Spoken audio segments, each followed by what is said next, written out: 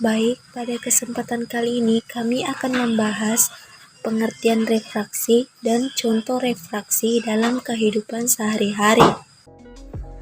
Apa sih itu refraksi? Jadi, refraksi atau pembiasaan gelombang adalah peristiwa berbeloknya arah gelombang ketika melalui dua bidang batas medium yang berbeda, di mana berlaku hukum pembiasaan Snellius.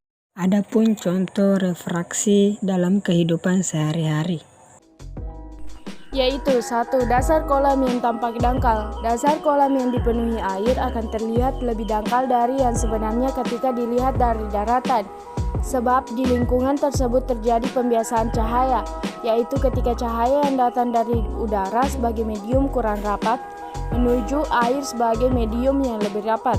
Pembiasaan terjadi karena cahaya dibelokkan menjauhi garis normal. Peristiwa pembiasaan cahaya terjadi atau berlangsung di dalam kolam, akhirnya menyebabkan orang yang berada di daratan melihat bayangan dasar kolamnya saja, sementara dasar kolam masih berada jauh di bawahnya. Berlian dan intan tampak berkilauan.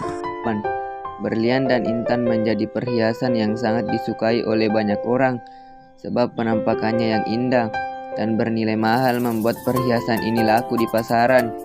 Berlian dan juga intan dapat terlihat berkilau karena mengalami beberapa proses pembiasaan di dalamnya. Berbeda dengan pembiasaan yang terjadi pada kolam, yang hanya terjadi sekali saja. 3. Bintang terlihat lebih dekat dari posisi sebenarnya. Bintang akan muncul pada malam hari ketika cuaca cerah dan tidak berawan. Biasanya, bintang muncul dalam jumlah banyak.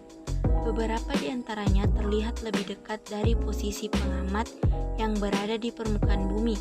Namun sebenarnya, jarak antara bintang dan pengamat sangatlah jauh.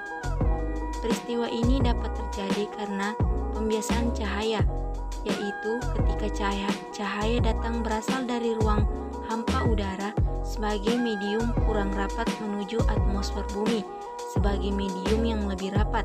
Cahaya dibiaskan tepat ketika mendekati garis normal. Proses pembiasaannya terjadi di dalam atmosfer bumi. 4. Terjadinya pelangi. Pelangi biasanya turun setelah hujan yang disertai dengan panas. Peristiwa pelangi disebabkan oleh dispersi dari cahaya matahari yang memiliki sifat polikromatik dan diubah menjadi cahaya monokromatik. Hal ini terjadi karena cahaya tersebut dibiaskan oleh tetesan air hujan. Cahaya matahari yang telah dibiaskan akan menghasilkan warna-warna cahaya matahari menjadi terpisah. Seperti yang kita tahu, pelangi terdiri dari 7 warna.